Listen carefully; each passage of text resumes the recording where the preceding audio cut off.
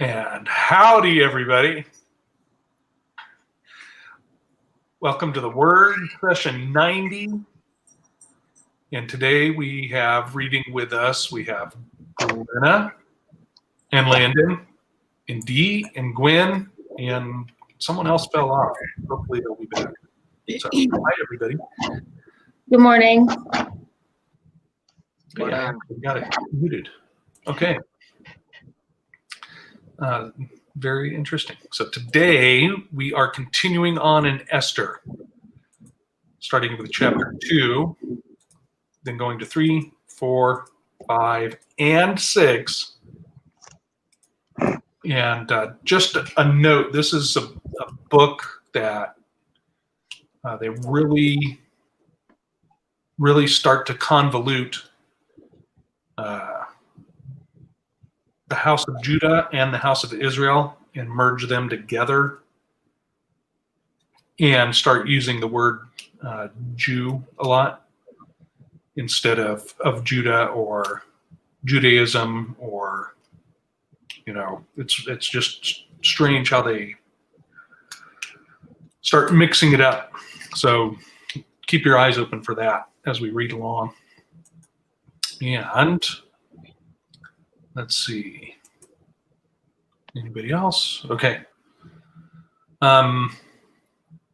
Before we start praying in, does anybody have prayer requests for today?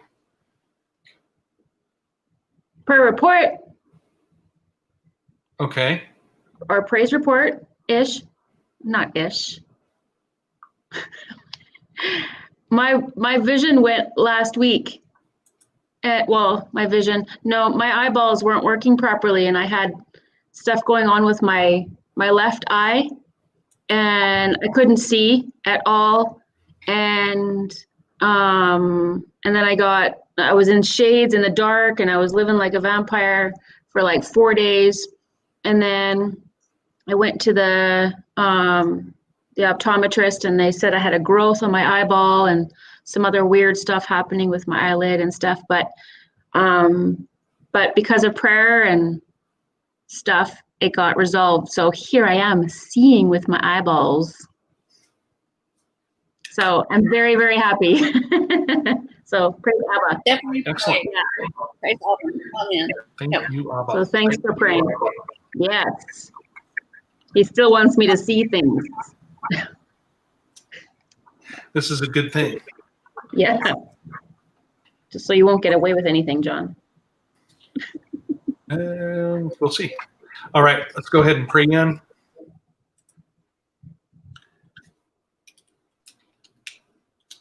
And good morning, Father. Thank you very much for this opportunity to come together and study your word together. We're very grateful for that, and we want to thank you for correcting Gwen's vision and give you that glory, and thank you for that, and letting her read with us today. We want to ask prayers for Lynn's brother, that you would restore him enough back to normal and bring him to repentance. And we also want to ask for your covering and healing touch and guidance for Kenny K as he's going through his tribulation right now. And we would also ask and thank you for guidance for those of us who have situations with family, and whether we should be helping them or providing them a place to live, and provide your guidance in those situations. And we know you will, and we thank you for that. Just give us clarity and understanding in it. For today's reading, we ask for you to pour your Spirit out upon all of our brothers and sisters here, whether it's now or in the future, and bless them with understanding as we read your word. And we thank you for that. We love you. In Jesus Yeshua's name, amen. Okay. Let's jump right into it. Esther chapter 2. All right, Esther chapter 2. This is in your regular Bible here. So after these things, when the wrath of King Ahasuerus was appeased, he remembered Uashti. Let's see here. I'm sorry. He remembered Vashti and what she had done and what was decreed against her. Then said the king's servants that ministered unto him, let there be fair young virgins sought for the king. And let the king appoint officers in all the provinces of his kingdom, that they may gather together all the fair young virgins unto Shushan the palace, to the house of the women, unto the custody of Hegai, the king's chamberlain, keeper of the women, and let their things for purification be given them. And let the maiden which pleaseth the king be queen instead of Vashti, and the thing pleased the king. So he did so. And he did so. Now, Shushan, the palace was in Shushan, the palace, there was a certain Jew whose name was Mordecai, the son of Jair, the son of Shimei, the son of Kish, a Benjamite, who had been carried away from Jerusalem with the captivity which had been carried away with Jeconiah, king of Judah, whom Nebuchadnezzar, the king of Babylon, had carried away. And he brought up Hadassah, that is, Esther, his uncle's daughter, for she had neither father nor mother, and the maid was fair and beautiful, whom Mordecai, when her father and mother were dead, took for his own daughter. So it came to pass, when the king's commandment and his decree was heard, and when many maidens were gathered together unto Shushan the palace, to the custody of Hegai, that Esther was brought also unto the king's house, to the custody of Hegai, the keeper of the women. And the maiden pleased him, and she obtained kindness of him. And he speedily gave her things for purification, with such things as belonged to her, and 7 maidens, which were meet to be given her, out of the king's house. And he preferred her and her maids unto the best place of the house of women. Verse 10. Esther had not showed her people nor her kindred, for Mordecai had charged her that she should not show it. And Mordecai walked every day before the court of the women's house to know how Esther did and what should become of her. Now, when the maid's turn was come to go in to King Ahasuerus, after that she had been 12 months, according to the manner of the women, for so were the days of their purifications accomplished, to wit, 6 months of oil of myrrh, with oil of myrrh, and 6 months with sweet odors, and with other things for the purifying of the women. Then thus came every maiden unto the king, whatsoever she desired, was given her to go with her out of the house of the women unto the king's house. In the evening she went, and on the morrow she returned into the second house of the women, to the custody of Shashgaz, the king's chamberlain, which kept the concubines. She came in unto the king no more, except the king delighted in her, and that she were called by name.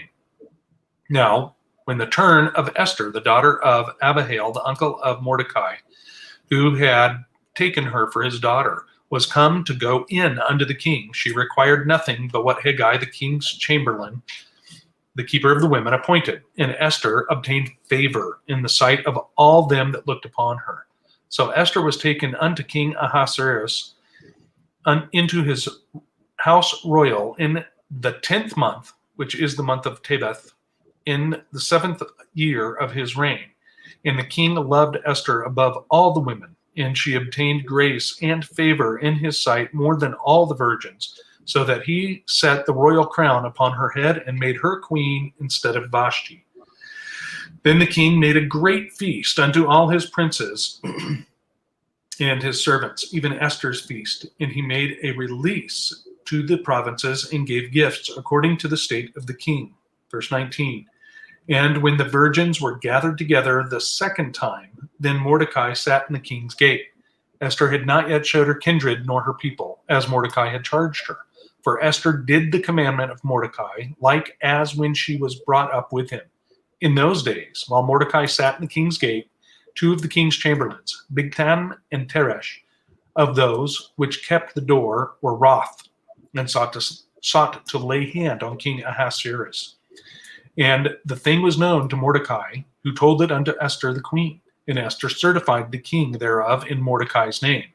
And when inquisition was made of the matter, it was found out Therefore, they were both hanged on a tree, and it was written in the book of the Chronicles before the king.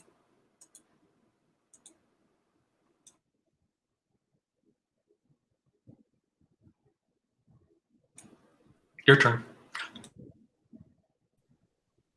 Mine? Yep. Okay. Chapter 3. After these things did King Ahasuerus promote Haman, the son of Hammedatha, the Agagite, and advanced him and set his seat above all the princes that were with him. And all the king's servants that were in the king's gate bowed and reverenced Haman, for the king had so commanded concerning him. But Mordecai bowed not, nor did him reverence. Then the king's servants, which were in the king's gate, said unto Mordecai, Why transgressest thou the king's commandment? Now it came to pass, when they spake daily unto him, that he hearkened not unto them, that they told Haman to see whether Mordecai's matters would stand, for he had told them that he was a Jew. And when Haman saw that Mordecai bowed not, nor did him reverence, then was Haman full of wrath. And he thought scorn to lay hands on Mordecai alone, for they had showed him the people of Mordecai. Wherefore Haman sought to destroy all the Jews that were throughout the whole kingdom of Ahasuerus, even the people of Mordecai. In the first month, that is the month of Nisan, in the 12th year of King Ahasuerus, they passed Pur, that is the lot, before Haman from day to day and from month to month, to the 12th month, that is the month Adar. And Haman said to King Ahasuerus, There is a certain people scattered abroad and dispersed among the people in all provinces of thy kingdom. And their laws are diverse from all people, neither keep they the king's laws. Therefore it is not for the king's profit to suffer them. If it please the king, let it be written that they may be destroyed. And I will pay 10,000 talents of silver to the hands of those that have the charge of the business, to bring it into the king's treasuries. And the king took his ring from his hand and gave it unto Haman, the son of Hammedatha, the Agagite, the Jews' enemy. And the king said unto Haman, The silver is given to thee, the people also, to do with them as it seemeth good to thee.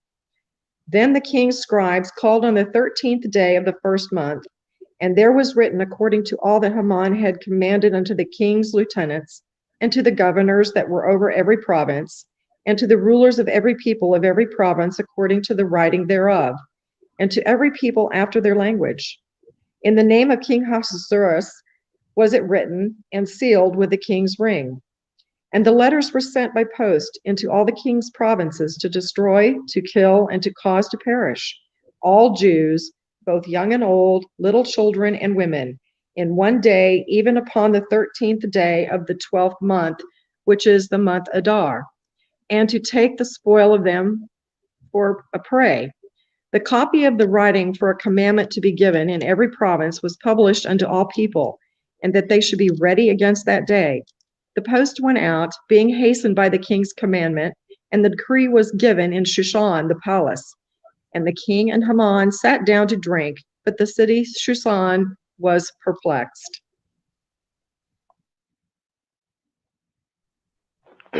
Chapter 4. When Mordecai learned all that had been done, Mordecai tore his clothes, and put on sackcloth and ashes, and went out into the midst of the city. And he cried out with a loud and bitter cry. He went up to the entrance of the king's gate, for no one was allowed to enter the king's gate clothed in sackcloth. And in every province, wherever the king's command and his decree reached, there was a great mourning among the Jews, with fasting and weeping and lamenting, and many of them lay in sackcloth and ashes. When Esther's young women and her eunuchs came and told her, the queen was deeply distressed. She sent garments to clothe Mordecai, so that he might take off his sackcloth, but he would not accept them. Then Esther called for Hathach, one of the king's eunuchs, who had been appointed to attend her, and ordered him to go to Mordecai and learn what this was and why it was. Hathach went out to Mordecai in the open square of the city in the front of the king's gate, And Mordecai told him all that had happened to him, and the exact sum of money that Haman had promised to pay into the king's treasuries for the destruction of the Jews. Mordecai also gave him a copy of the written decree issued in Susa for their destruction, that he might show it to Esther and explain it to her and command her to go to the king to beg his favor and plead with him on behalf of her people. And Hathach went and told Esther what Mordecai had said. Then Esther spoke to Hathach and commanded him to go to Mordecai and say, all the king's servants and the people of the king's provinces know that if any man or woman goes to the king inside the inner court without being called, there is but one law, to be put to death, except the one to whom the king holds out the golden scepter, so that he may live. But as for me, I have not been called to come into the king these 30 days. And they told Mordecai what Esther had said. And then Mordecai told them to reply to Esther, do not think to yourself that in the king's palace you will escape any more than all the other Jews. For if you keep silent at this time, relief and deliverance will rise for the Jews from another place. But you and your father's house will perish. And who knows whether you have not come to the kingdom for such a time as this. Then Esther told them to reply to Mordecai, go gather all the Jews to be found in Susa, and hold a fast on my behalf, and do not eat or drink for 3 days, night or day. I and my young women will also fast as you do. Then I will go to the king, though it is against the law. And if I perish, I perish. Mordecai then went away and did everything as Esther had ordered him. Chapter 5.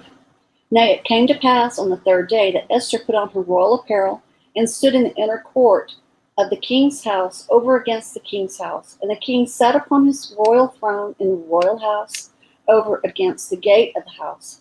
And it was so, when the king saw Esther, the queen, standing in the court, that she obtained favor in his sight. And the king held out to Esther the golden scepter that was in his hand.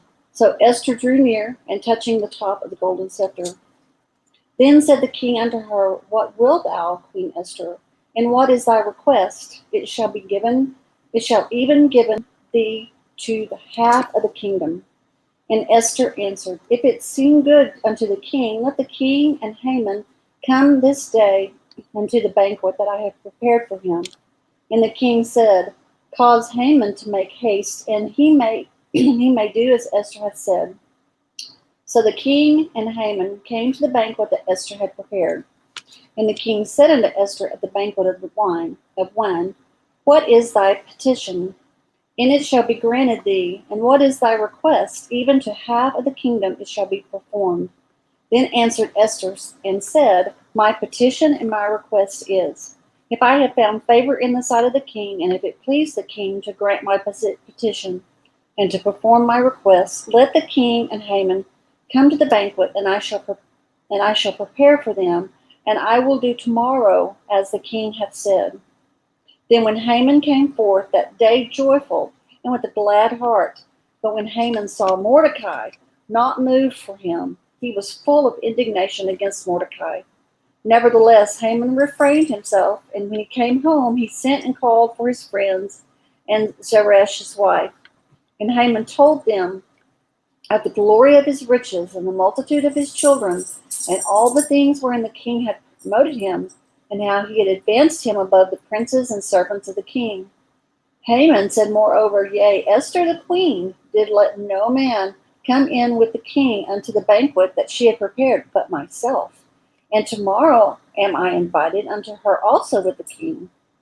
Yet all this availeth not me nothing, so long as I see Mordecai the Jew sitting at the king's gate. Then said Zeresh his wife and all his friends unto him, let a gallows be made of 50 cubits high, and tomorrow speak thou unto the king, that Mordecai may be hanged thereon. Then go thou in merrily with the king unto the banquet. And the thing pleased Haman, and he caused the gallows to be made.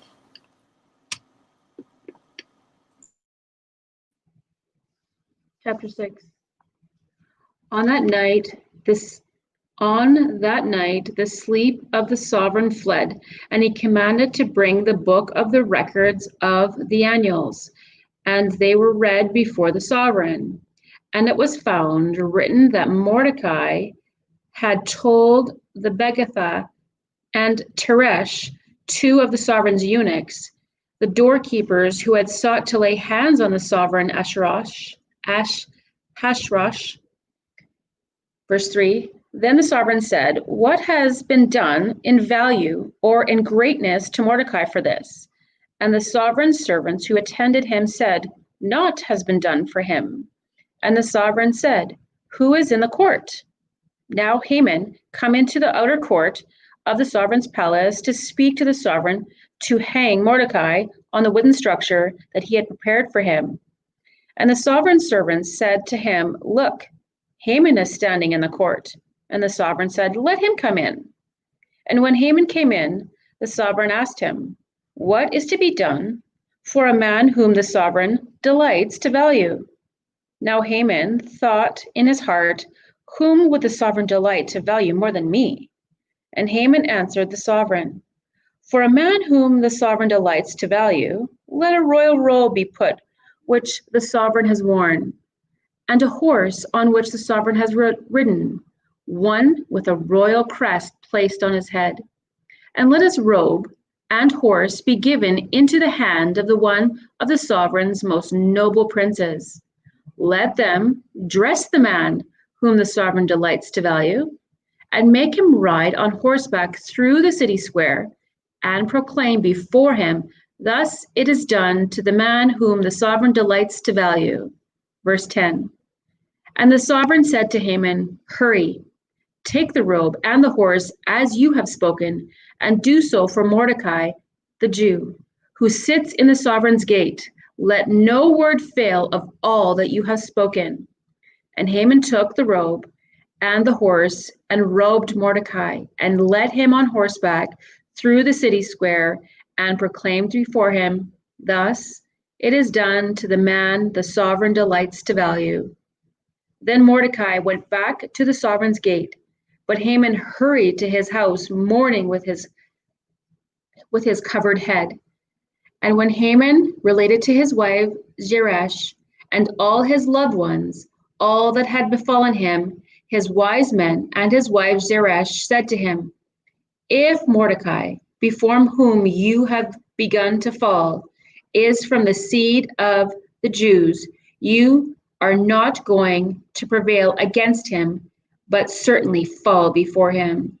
While they were still speaking to him, the sovereign's eunuchs came and hurried to bring Haman to the feast which Esther had prepared. Telling you, we need the soap opera organ. And there's your cliffhanger, everybody. Let's go back to chapter 2. That's the beginning, Gwen. I was so lost. Well, I know you're going to want to bring something up in chapter 12 or something. Okay, so chapter 2.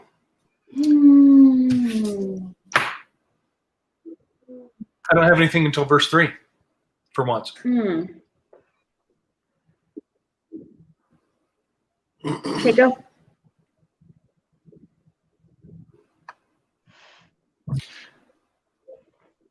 All the fair young virgins. So does that mean all the unmarried eligible girls, women? Kind of seems like an idea taken from Genesis 6, to be honest. I'm just thinking about the little guy, you know. Right? Okay, so when you're betrothed, you're still a virgin.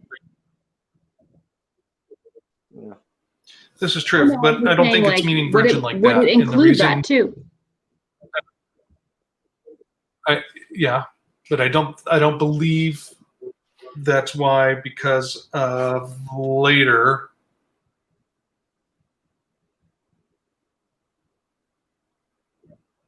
I don't have it written down, but when it There talks was, about the purification Okay. process,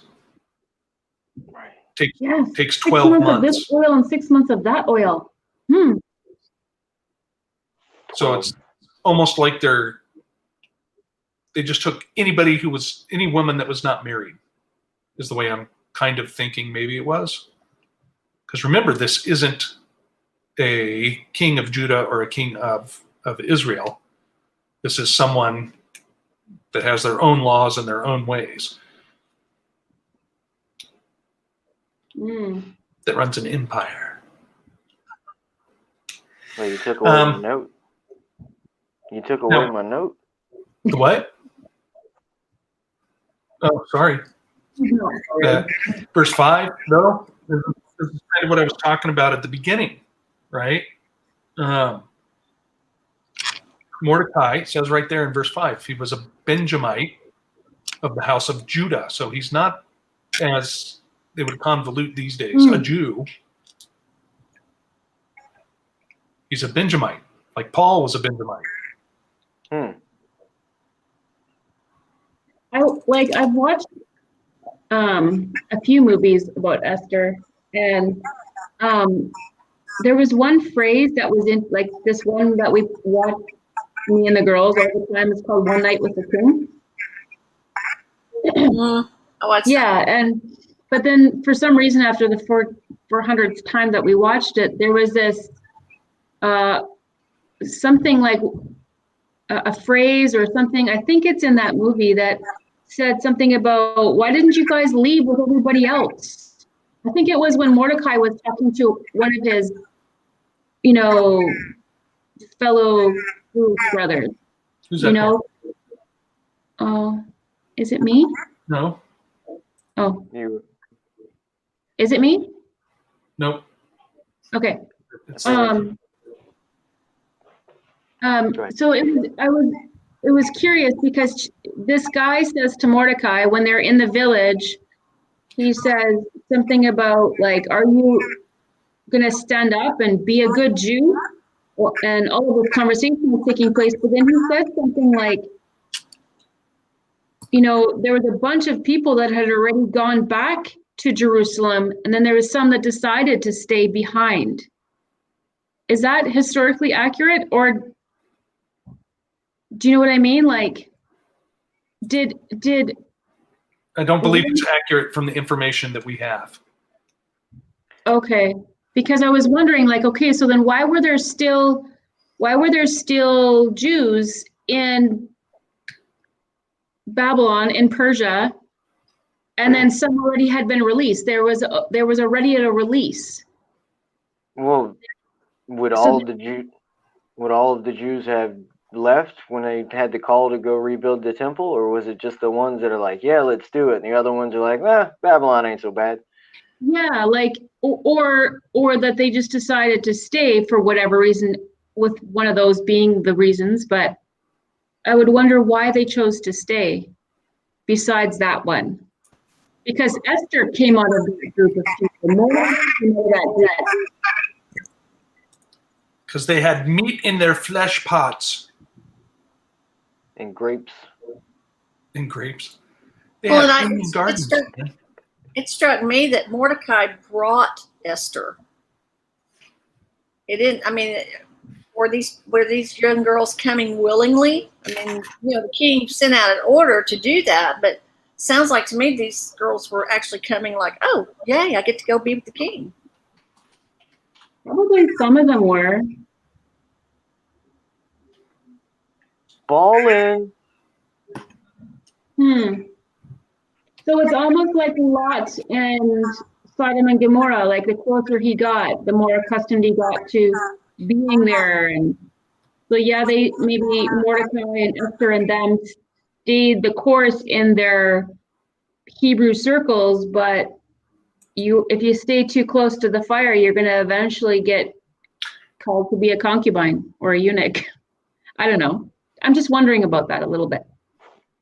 Well, a human condition. I mean, the Brady Bunch. It was a big deal for the mom and the dad, who were a married couple, to be on a scene where they're just sitting in the bed talking. They shared the same bed on a TV show. And now you look at television today, and it's way like, who cares about what the Brady, like, that's no big deal because of everything. So Yeah. the serpent moves pretty slow, but if you look at it from then to now, it's kind of the same. Muddy up the water to Because, get used to Babylon. maybe Esther wouldn't have had to rise up and be a savior for her people if they had just left. Right. But they were in captivity. Yeah, but they were released. Where does it say that? Where did we read that? I don't know, actually. Exactly. That's what I'm saying. So you're just speculating off a movie. Okay. It has nothing to do with what we're reading. So let's move on. All right.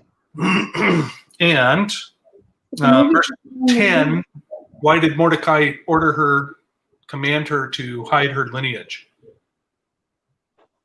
I don't know. Be obvious, wouldn't it be? Just so that she doesn't get axed right away?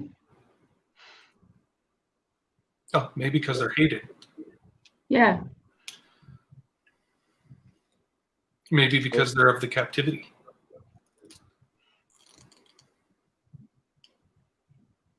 I don't know. I just found that interesting, though. Right. But if they're collecting all the virgins, they know which ones are. What do you mean by because of captivity? Because they were brought there and held captive. If she's one of those peoples, maybe there's something where she is not to be approached, right? Like Joseph couldn't approach Pharaoh until Pharaoh brought him in. But that would be a large number of people, though, that they're gathering of all those virgins. It'd be a large number that would have It to doesn't say that pretend. they're called Judah. It says the whole entire kingdom, though, is what I'm saying. Right. But then there was probably a Hebrew group of people, just like, in Brooklyn, they have, their little Hasidic community. I'm sure that some of these people stayed in a little community together. I mean, Haman knew about this group of people. I don't think that they were intermixed as much. I think they were mixed, but I think that they were clicking together with their people. Mm-hmm. And it's obvious that some people hate him because, like you just said, Haman has got some issues. Or maybe he just hates all of them because of that one interaction. That guy won't bow down to me. Right. I bet he said, "You people." Right? What do you mean, you people? Okay. Nothing until 16. Going back, you'd already brought it up, but that 12 months of purification it's quite a process. Like, I don't know. That kind of stood out to me. It's like it's serious business. I don't know. Well, you figure for if you don't make it through the 12 months of purification, you're going to find out if they've been pregnant, right? Yeah. Oh. Throughout the 12 months. Or you're going to find out if they have any STDs in that 12 months. So, I mean, it's whatever the process was probably it's probably got to be something mental there too. Like they're eunuchs are checking them for crazies or right. Yeah. Get the crazy ones out. Good point, Landon.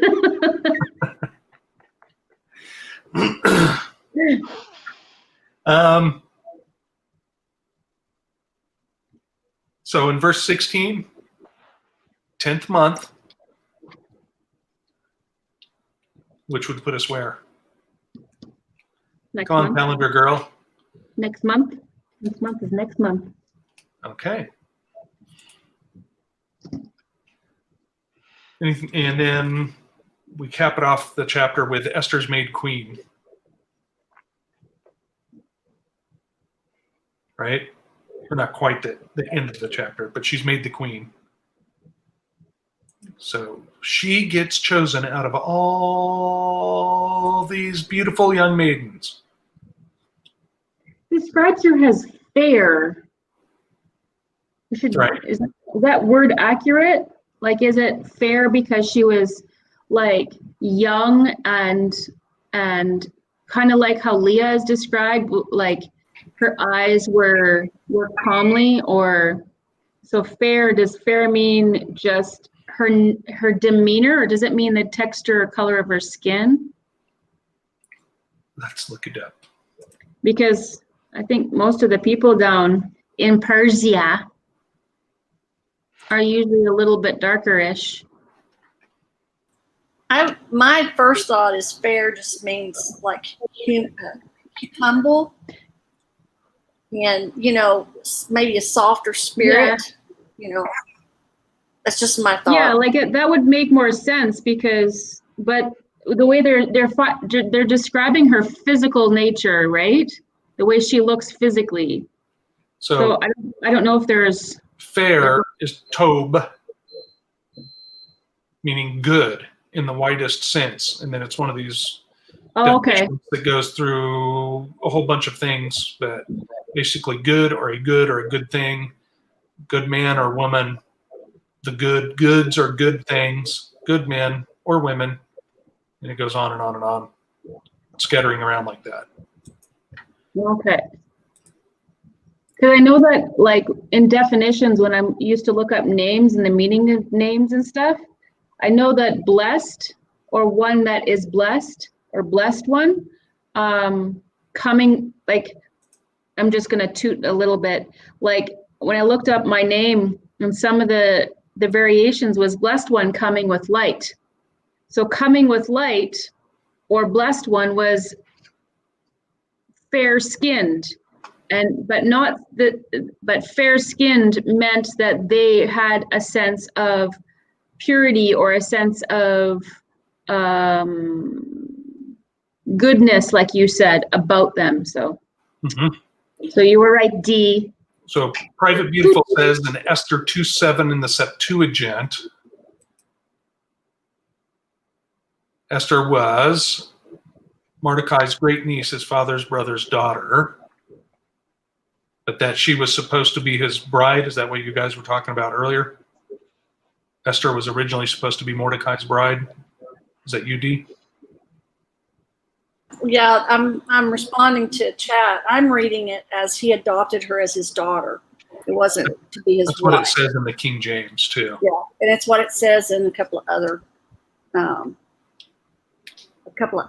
versions. Gosh, that would make me sad. So then in verses 21 through 23, we have a tale that's recorded in the Chronicles of the king, this king, not the kings of Israel and Judah, but the Chronicles of Ahasuerus, that Mordecai saved the king's life from an assassination plot.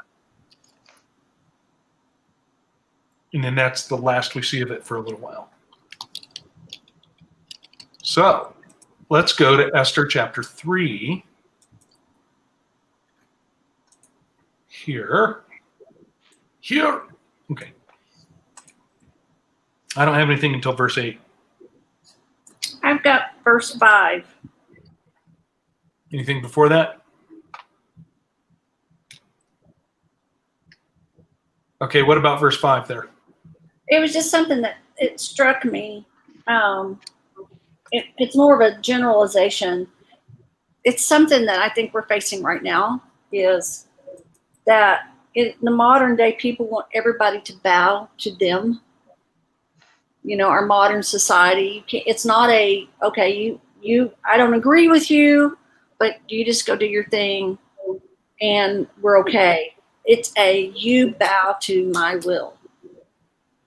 And if you don't, I'm going to destroy you. I'm going to kill you and all those like you. I mean, I just see that.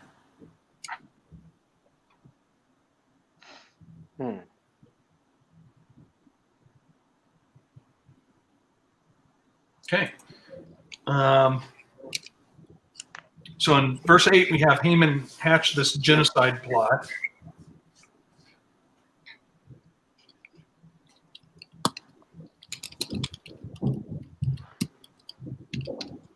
It's amazing why they don't just ask him to leave. Like, Oh, the what? why he doesn't just get these people to, if he hates them, like, why doesn't he get them out of the land? But he wants to murder them. Because he's another captive of the empire from a different people. Yeah. But I skipped verse 7 because it's one of my side notes. In the first month, that is the month Nisan, in the 12th year of King Ahasuerus, they cast Pur. That is the lot.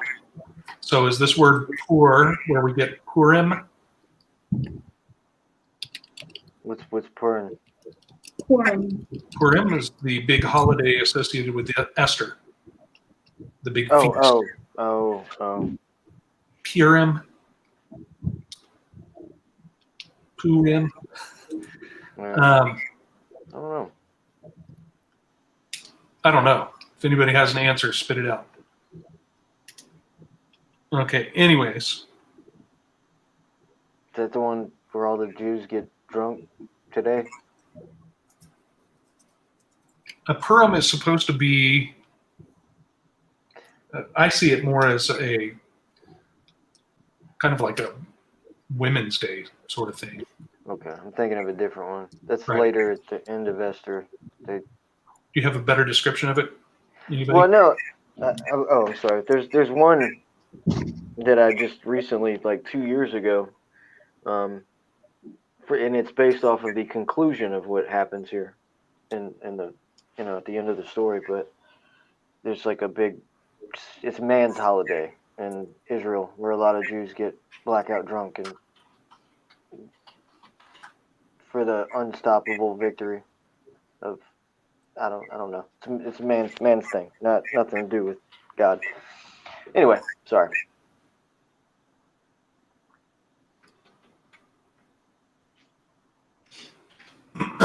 Okay. So, let's see here.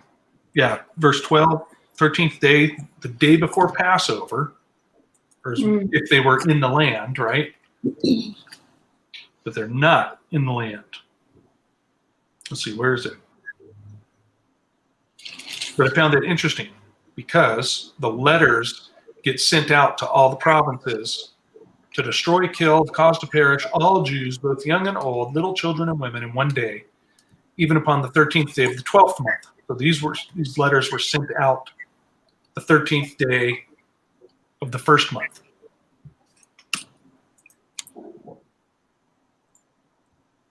So basically, in 12 months, everyone's going to kill all these people on the same day. The military will administer these shots all within 24 hours. Yep.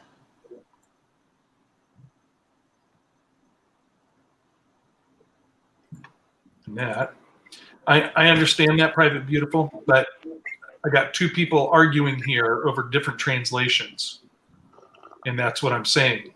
So the Greek Septuagint differs from what the King James Version is saying. The King James Version says that he adopted her as his daughter.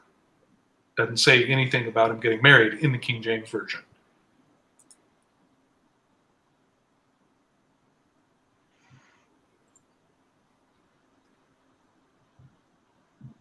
So, anyways, let's see. This was the King James Version, way up here. All right, now that we understand there's different translations out there. Let's see. I don't got anything till 15. Why does 15 say that Shushan, or Susai, in Landon's translation, why does it say the city was perplexed? Thought I read 4. You did. No. You still said that city, Shushan, Susa. Oh, okay. Okay. Wait, maybe I just mispronounced it. 15? Susa? Mm-hmm. Yeah. What does yours say? Shushan. Oh, Shushan? Mm-hmm. All right. Shushan. Shushan. Right. Hmm. The city 15 and hurried up and the king decreed issue Susa the king. City Susa was thrown into confusion. Mm-hmm. Okay. At this decree to kill Right. all the people of the house of Judah.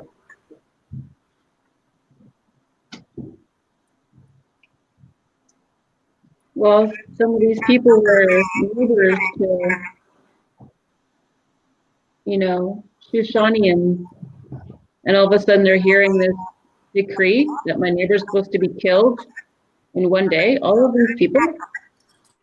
Right. So maybe they're asking themselves, "Am I going to get killed if I'm their friend, or what the heck's going on?"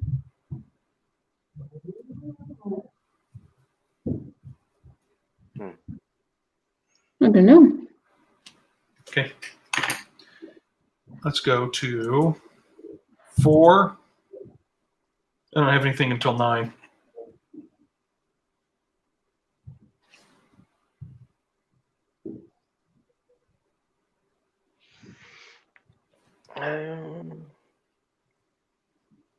Basically, it's a summary of that. Everything up to that, though.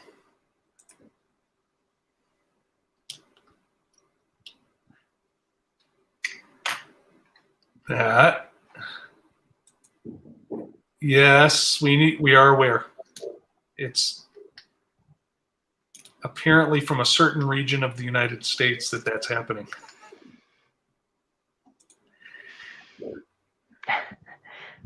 That's interesting. So come back in. Okay. Verse 9, though, Esther finds out the plot, and then I don't have anything till 16.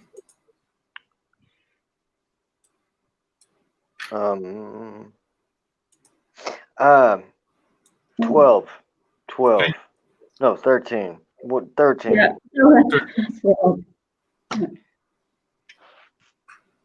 It's just I just know that to be true. I don't. It's like and it's repeated throughout. It like the sort of you reap what you sow. What we are judged by our own judgment stuff like that. But it's yeah. I'm like that's true. It's just true, and it's interesting how he worded it. Do not think to yourself that in the king's palace you will escape any more than all the other Jews. Mm. Doesn't that sound like something I said to you the other day, John? I don't know. Pretty sure that I said it to you the other day when we were talking about getting away from the city, right? Right. And being in the country. And then I said, who might have think that being out here in the country is any more safe than being in the city?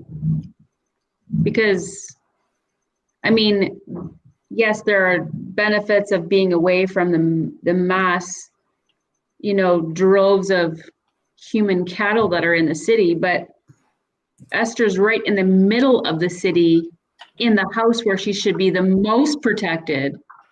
But Mordecai making that point that Landon just said, like, don't think that just because you're there, you're going to be okay. Right. But I do like how he did say, and who knows whether you have not come to the kingdom for such a time as this. Yeah. I had a friend of mine that I talked to about it's like a bit of a counselor, or not counselor, just a friend. And I don't know, I struggle with certain things. My life is strange. This walk is strange, the way that the world reacts to me.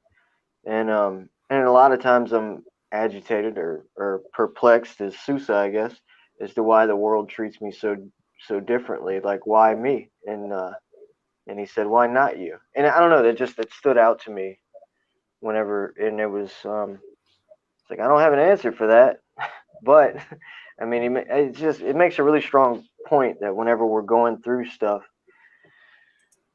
that it's all his.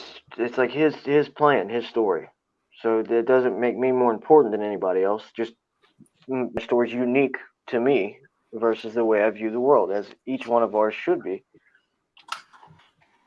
But it's all. Can I offer like 2 cents there Sure. about that? That when you just said that, it reminded me, I think I wanted to say this to you like a long time ago. Sometimes there are people that are way more perceptive about what's happening, what's going on around them. Like they can see things that other people can't see. They can hear things that other people can't hear. So yet, while you might be treated as you are very accurately portraying yourself being treated, I think that other people might be oblivious to that. They might be oblivious to how they're being treated. You know, they're like, I'm not saying that you aren't being uniquely, you know, picked on, because that there's always a plan for that. There's always a reason for that, for sure. It can be for Abba's will that you are to be a lesson, you know, like I was reading Hosea the other day, like Abba picked him to do some pretty nasty things and experience some pretty intense shame and ridicule and stuff, right? But I think that people that have a little bit more of the ability to see things a bit more with a different lens, they're going to feel and sense things that other people they're going to be completely oblivious. So like you said, you aren't more special than the next person, but you are unique in the fact that you are experiencing what you're experiencing. So I don't think it's because your name is Landon, but I think it's because your name is Landon and you are made to see these things. You are made to hear these things. You are made to perceive these things for a reason. And it's actually like a burden, but it has a purpose. There's a purpose for it. So anyway, 2 cents. Okay. Anything after 9? I have 16. I had on 11. Okay. And we are still in chapter 4, right? I thought we were in Hosea. Anyway. My bad. I got off focus. Anyway, what struck me was when the king held out his scepter to Esther to allow her to come in. To me, that struck me that's what Abba does through Yeshua. He holds out his favor so that we can come in to the king. That was just something I thought about. Okay. It's pretty accurate, though. I mean, we're born into death, right? So I got a question. In verse 16, she asks them to fast night and day. I was going to say day and night. Yeah. Day and night. Yeah. And that is, I find that interesting because I never noticed that before. And it used to puzzle me why in Islam for the month of Ramadan, they fast only for daylight hours. So now I'm wondering, well, wait, is this a standard custom everywhere in the world that fasting, if you say I'm going to fast, it's just for daylight, which would bring us to what we call now intermittent fasting?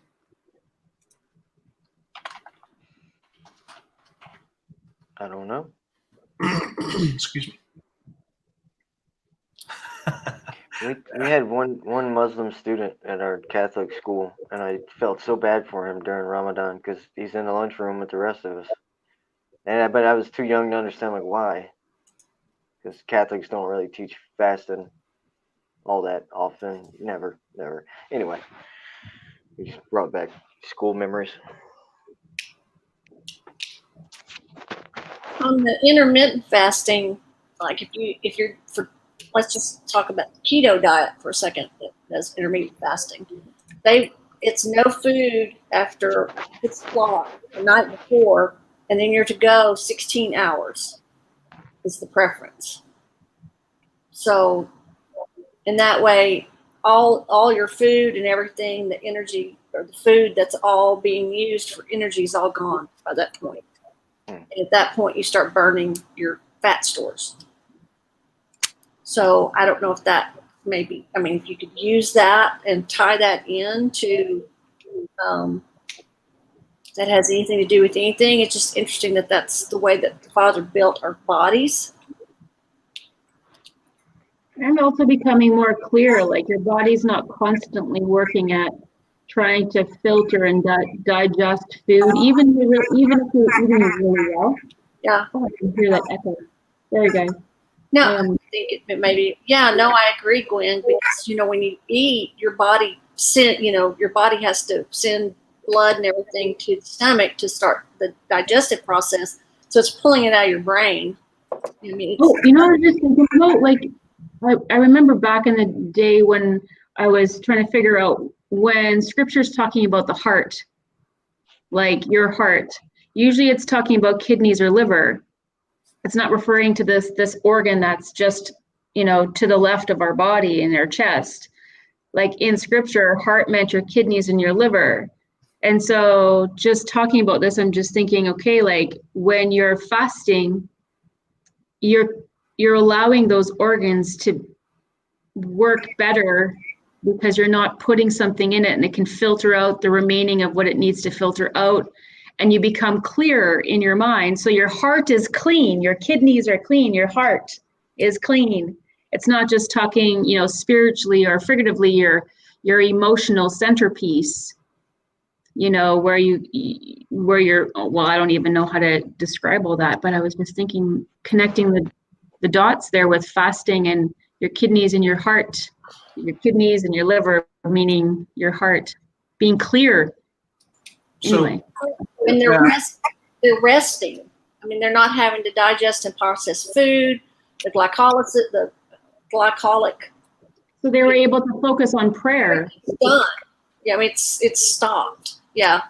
So it may be, some people talk about a water fast, and that just now registered with me. Sometimes I'll drink juice or I'll drink coffee or something like that, but you're actually kicking that in.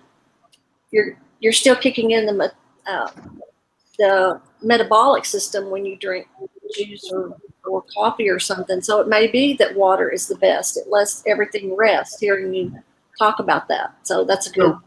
Is that a custom though everywhere except the West, that if you fast, it's just during daylight hours? I don't know. And when I do it, I do 20. I mean, I do the whole cycle. If I'm going to do a fast, I do the whole night and day. Aren't people usually sleeping at night?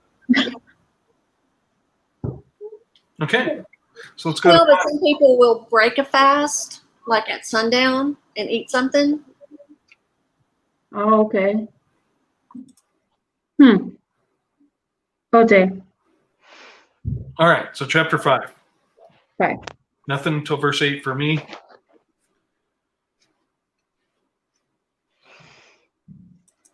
Wait. 3 days.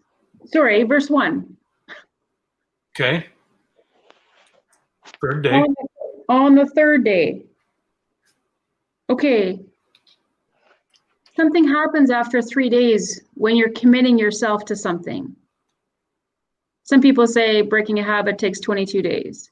But, I'm obviously jumping forward to Yeshua's on the third day. 3 days, 3 nights. Fast, 3 days, 3 nights. Something happens in a full cycle. And In a full 72 hours. yeah, like something happens when you Well, after three days, because you're hungry for 3 days, and then after 3 days, that hunger is gone. I mean, that hunger, those hunger pains are gone for a while. Like up until you get closer to 40 days. I don't know Right. if that's it. See, like and then she puts, I know that I'm just jumping ahead a little bit, but I mean, then she puts on her royal apparel. You know, like, I don't know. I think that there's something also unique in there somewhere. I wasn't thinking this deeply while we were reading. Well, I mean, there's like on the negative side, like if you stop smoking for 3 full days, the cigarettes taste disgusting if you light one up after that. If you just commit to it and don't smoke for 3 days, they taste like an ashtray. They taste like they smell to everyone that doesn't smoke. Alcohol doesn't taste good after 3 days. Like it's any of those fleshly things. If we stop doing them, if you go to pick it back up 72 hours later, that mental process of it's like, ugh, why did I ever do this? So there is something to like 3 days and then being cleansed of, you know, the new man, so to speak, or woman in this case. That's some good insight, Landon. Yeah. Yeah.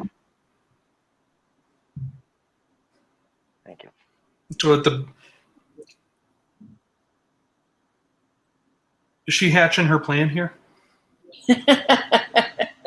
She's for a young maiden, she's very wise.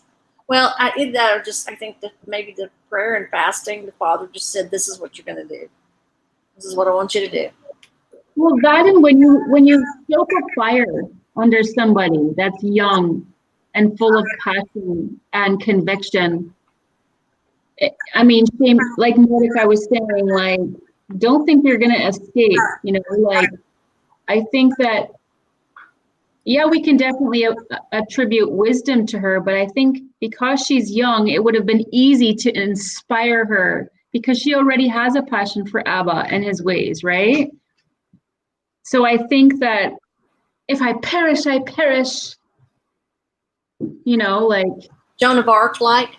Yeah, like, or just not really seeing that she could perish, but she's like, I'll die for a noble cause. Maybe it's just a bit like sometimes when children, you know, they're so zealous for something, they're so passionate, they have no idea the real depth of the consequences. And maybe that was, pardon? Or care. When you're young, you're going to live forever. You can't stay at the age of 25 if you're 15. Right. You can't Yeah. stay And I've shared. if you're 20. Sorry. No, I'm just saying. Anyways. No, and I've shared before that when I was in school one time, they talked about a study that they did that they gave high school athletes. They said, if you take a drug, if we can give you a drug that will put you at the top of your performance for 5 years, but at the end of that 5 years, you will die, would you take the drug? And over 75% of them said, yes, I'd take it. Mm-hmm. They don't have there's not a concept of mortality, I think. Like you're saying, Jonathan, is just like, yeah, you know, nothing's going to happen. So then in verse 13, right, after Haman gets all this favor and everything in his own eyes, in verse 13, he's still chapped when he sees Mordecai. So all the good blessings and stuff that have happened to him being elevated in the king's service, all his goodness is still upon Mordecai for not bowing down to him, even though he has all this other glory, for lack of a better term. Okay, was Haman, what's his heritage? Back at the beginning, in chapter 2, right? Haman is of Agagite, right? Yeah, Agagite. Yep. What's an Agagite? Let's see. From Agagzia. What? That For real? No. It's their word. I looked it up, but I forget now. I want to say it's there. It's a different word for Amorite, maybe. Oh, okay. Let's see. What verse is that in? Pancakes. Oh,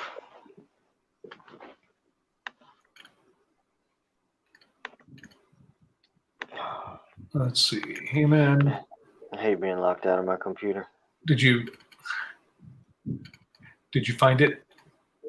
No. I'm looking. You're asking questions and you don't even know where it is?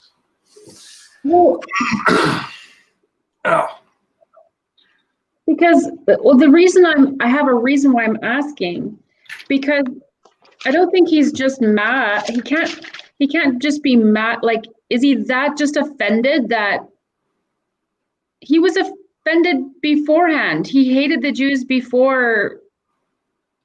maybe, but it doesn't say that. We're going on the information we have, not Yeah, but he was showing. feelings or stuff like that. We're going on the information we have in the text right there. I know. I'm reading. I'm like, he's showing.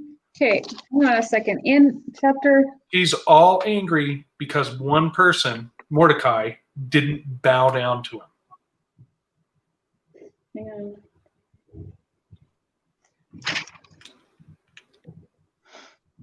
Hang on.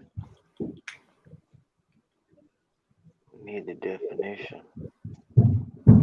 I need a thesaurus.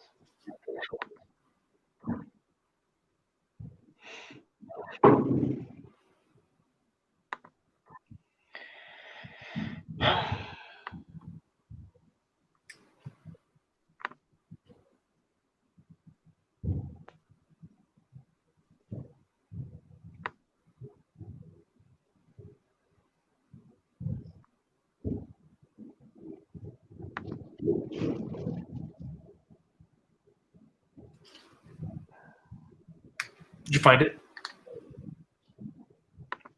All my bookmarks are missing, so I'm having to go the long way. Okay. Well, I just find it like crazy that he goes off the deep end like he's some 5-year-old child and wants to like annihilate a whole people group just because of an offense. Like he's such an immature. Isn't that the same stuff we see today, though? Yes, it is. I mean, you get mad at one particular person or maybe a church or something like that, and then you just go like, oh, everybody's like that, and so you just go after everybody. I mean, do we not see that in our society? Sure. But I mean, the king goes along with it really easily as well. Like, do whatever you want, whatever makes you happy. If you want to kill all those people, go right ahead. Or maybe the king didn't completely understand the whole thing. He clearly didn't, but I mean, even the king had such irreverence for the Jews.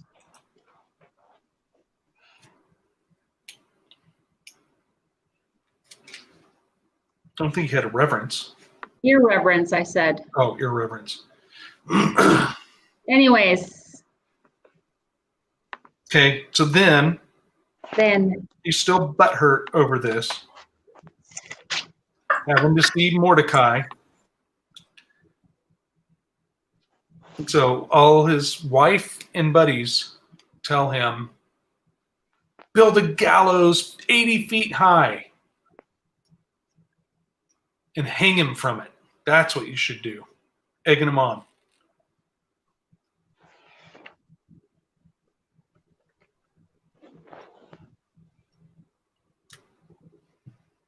but on that night, did we read chapter 6? We read chapter 6. Yes, we did. Yeah, And we're okay, there. because it. Look we're there right now. Okay. That night, the sleep of the sovereign fled, and he commanded to bring the book. Oh, I see. Okay, never mind. I don't know where I was when I was reading. What did you miss here? No, I'm good. I'm okay. Are you sure? Yep. What's going on? Quit asking me. No. Vince. You're going to make me doubt my confidence. expectation about my. Haman, son. Agagite.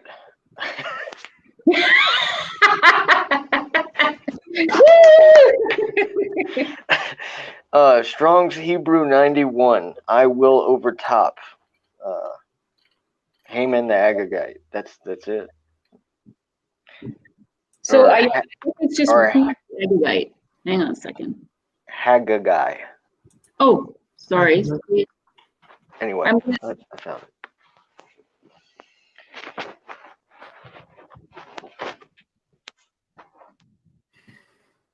Okay. Okay, the Jews consider him a descendant of Agag, Agag meaning flame, but Agag the Amalekite. So, Amalekite. Right? Remember Amalek?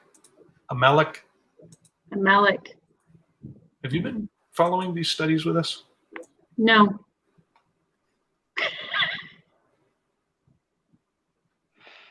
You got a lot of catching up to do. I'm sorry.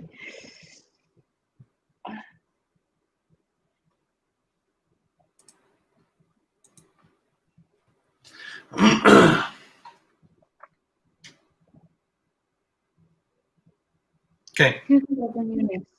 Doorkeepers. So in verse 2, Ahasuerus is reminded from reading Chronicles that Mordecai saved his life. Right? And then they want to know in verse 3 what has been done to give him honor for exposing the plot. Oh, I have something now. You know what this reminded me of? It reminded me of the judgment that we place on people. Like in the Torah, it says somewhere, doesn't it say, you know, for whatever you want to, oh gosh, this is Gwen's translation, so just bear with me. Like basically, if whatever you're going to place on the person that's guilty, but if they're found innocent, that judgment is placed on you. Or yeah, does that make sense? What I just said? Somebody back me up, Bowman. Wait, I missed it. Okay, so this text is reminding me of the opposite, or not the opposite, but a parallel. Like the king is saying, okay, what should I do to the person whom the king delights, right? Okay, and then whatever Haman said he was supposed to do, right? So however little or however much he wanted to lavish on the person, it was supposed to be done that way. It reminds me like, I can't remember specifically where in the Torah, but I do know the story of, in the book of Susanna. I don't know if you guys have read it, but at the very, very end, Susanna's two accusers, they accuse her of doing something she didn't do. And so they're asked, like, what should her punishment be? Well, this is her punishment, blah, blah, blah, blah, blah, blah, blah. This is what you should do to her, right? Bringing blah, blah back to Bible study. Okay, well, listen, I have a point. So they have this long list of things that she's supposed to suffer and endure as a consequence of the thing that she's being accused of, but she is found innocent. So what happens, as Daniel is in this book, in the book of Susanna, Daniel is a part of this judgment, and whatever they told the people to judge Susanna, that judgment was on them. So whatever judgment that you place on someone, if that's an innocent person, then that judgment comes on you. That's what this reminded me of as a parallel. So Okay. anyways, it's not like connected, but it's just reminded me of a parallel. Okay. So verses 7 and 9, only thing I have written down is Haman burnt himself. Huh? Right? Well, the comment I wrote down is he must have been mortified. Can you imagine? He's thinking that this is what it's going to, like, oh, look at me, look at me, look at me, and this is what I want. Yep. And he has What done to me. Yeah, and then he actually has to, the person he despises the most gets what he wants, and then he actually has to carry it out. Oh my gosh, can you imagine? I bet he wanted to crawl under a hole, under a rock. He did after he ran with his tail between his legs. with his head covered. An embarrassment and shame. My eyes starting to water. Yep. And then I don't have anything until 13 if you have something else. Right. So he leads him through all the city dressed in the king's apparel with the king's crown on his head on the king's horse. And he has to be the one shouting, "This is how the king treats people he wants to He's got a nasty wife. praise to." The what? He's got a nasty wife. He doesn't he doesn't show much remorse or compassion. That's what it sounds like to me in verse 13. Well, in verse 13, his wife gave him all this wonderful advice. And then now his wife's saying, "You're going to die," I know, right? basically.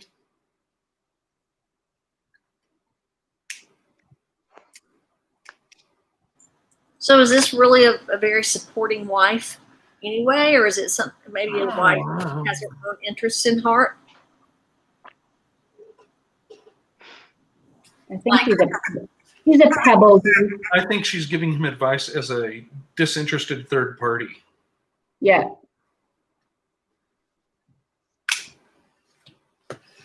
Just my opinion.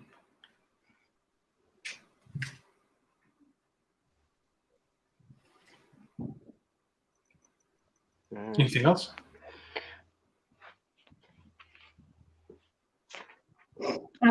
Verse 14 I have, for some reason, while they were still speaking with him, the sovereign's eunuchs came and hurried to bring Haman to the feast. That Esther had made for him. Yeah. For him and the king. While he's all upset and crying, and his wife's saying, "Man, you're going to die. They're going to kill you, sucker."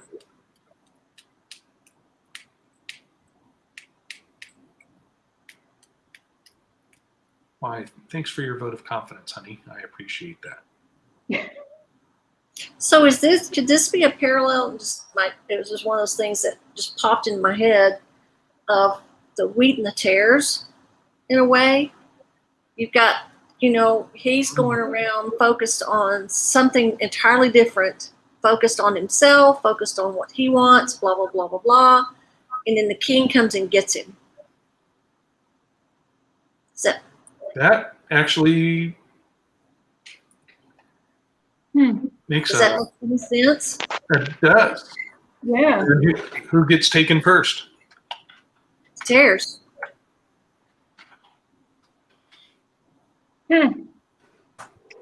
Aren't you the smarty pants today? It was just one of those things that went. Oh, yeah. Maybe what that is. Very good observation. I don't know what y'all are talking about. And now it gets real juicy. Dun dun dun. Yeah. I need to find some soap opera music for us next time. We'll play it. Well, honing in on my editing skills, but it only works when I'm creating something. I can't do anything live because it requires, but it's getting pretty spiffy. Right. Spiffy. Okay. Hey, Grandpa. Sounds like my grandpa. The word he used. Spiffy. So, if everybody's still in here, listen, it's not.